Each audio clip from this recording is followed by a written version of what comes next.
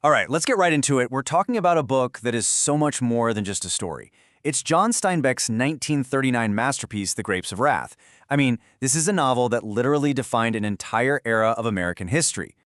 So before we even jump into the plot or meet the Joad family, I want to start right here with the absolute heart of the novel. This quote, it just says it all, doesn't it? It frames the whole story. See, this book isn't just about how tough things were, it's about this fundamental choice we all face when times get hard. Do you pull back and just look out for yourself, or do you reach out and realize you're all in it together? Okay, so here's how we're going to break it all down. First, we'll look at the broken land, what started it all. Then, we'll hit the road of hope. After that, we'll see what happens with a bitter harvest. Then we get to the big shift, from I to we. And finally, we'll talk about its enduring legacy. Let's go. All right, part one, The Broken Land. And man, that title is no exaggeration. Our story kicks off in a place of just utter desperation. We're not just talking about a family having a bad year. No, this is about the complete and total collapse of their entire world. Everything they've ever known is being ripped away. You know, what's so powerful about the start of this book is that the villain isn't some person you can hate. The villain is this, the Dust Bowl. Think about it. It was this perfect storm, this catastrophic mashup of insane drought, bad farming techniques, and the economic nightmare of the Great Depression. It all came together and just literally blew their entire world to dust. So this is the reality they're facing. I mean, it's brutal. Their crops are dead, the bank takes their farm, they are literally being pushed off their land with absolutely nowhere to go. And then they see it. This one tiny, desperate little glimmer of hope. It's these handbills promising jobs, promising a new life out in California.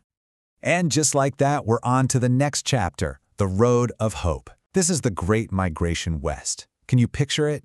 The Joads, cramming every single thing they own into this beat-up old truck, hitting the famous Route 66. And in their minds, this is it. This is the road to a better life. But, well, this road of hope turns out to be paved with just loss. Right from the get-go, our main guy, Tom Joad, is already risking everything, violating his parole just so he can stick with his family.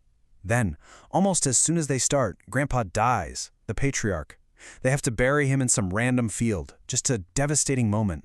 And then, can you believe it, right as they're crossing into California, into the promised land, Grandma dies. So the family that finally arrives, it's a broken, smaller family than the one that left. So they've made it.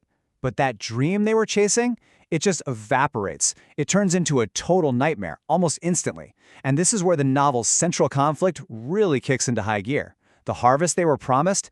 Yeah, it's a bitter one. And this right here just lays it all out, the massive disconnect.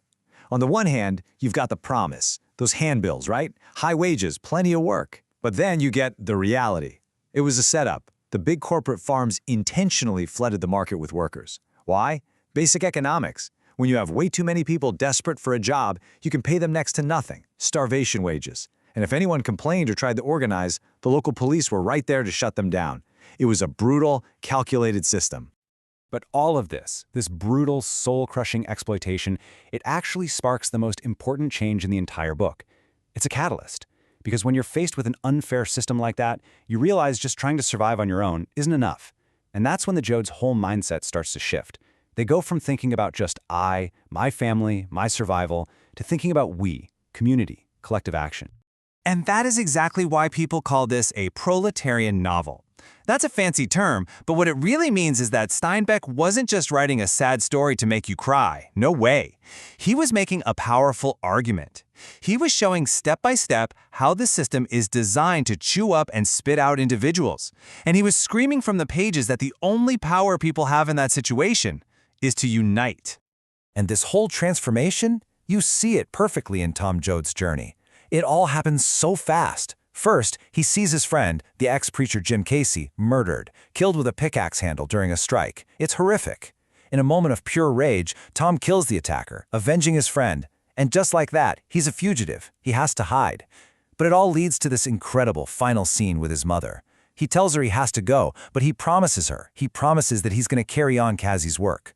Wherever there's a fight so hungry people can eat, he says, I'll be there. It gives me chills. He completely takes on this new mission. Okay, so this brings us to the end, the book's legacy, and why it's still so powerful. And I gotta tell you, the final pages of this novel contain one of the most shocking, powerful, and honestly, most debated scenes in the history of American literature. So picture this. A massive flood has hit. The family has lost literally everything. They find shelter in an old barn, and inside there's a young boy with his father who is starving to death. He's too weak to even eat solid food. And then comes this unforgettable moment. Tom's sister, Rose of Sharon, who has just tragically given birth to a stillborn baby, she saves the starving man's life by offering him her breast milk. I mean, wow, it is the ultimate final expression of that shift from I to we.